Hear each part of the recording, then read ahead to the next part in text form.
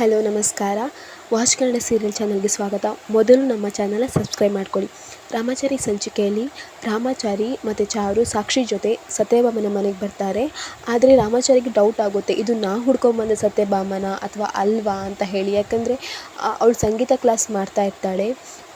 ಅನುಮಾನ ಬರುತ್ತೆ, ರಾಮಾಚಾರಿಗೆ ಅನುಮಾನ ಬರುತ್ತೆ. ಆಗ ಚಾರು ಹೇಳ್ತಾಳೆ, ಹೌದು ಇದು ನಾ ಹುಡ್ಕೊಬಂದ ಸತ್ಯಭಾಮನ ಮನೆಯೇ. ಯಾಕಂದರೆ ಅಲ್ಲಿ ನಾರಾಯಣ ಆಚಾರ್ಯ ಫೋಟೋ ಇರುತ್ತೆ. ಅದನ್ನು ನೋಡಿ ಹೌದು ಮೇಡಮ್, ನಾ ಹುಡ್ಕೊಬಂದ ಮನೆಯೇ.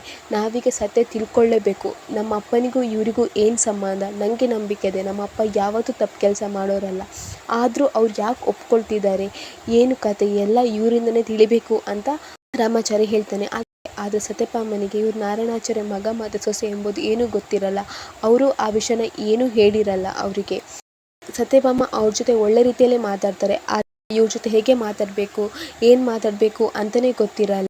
ರಾಮಾಚಾರಿಗೆ ಅನ್ನಿಸ್ತದೆ, ಇವ್ರ ಹತ್ರ ಸತ್ಯ ಕೇಳಿದ್ರೆ ಇವ್ರು ಸತ್ಯ ಹೇಳ್ತಾರಾ? ಏಕೆಂದರೆ ಅಪ್ಪನೇ ಹೇಳಿಲ್ಲ ಅಂಥದ್ರಲ್ಲಿ ಇವ್ರು ಸತ್ಯನ ಹೇಳ್ತಾರಾ ಅಂತ ಕೇಳ್ತಾ ಇರ್ತಾನೆ.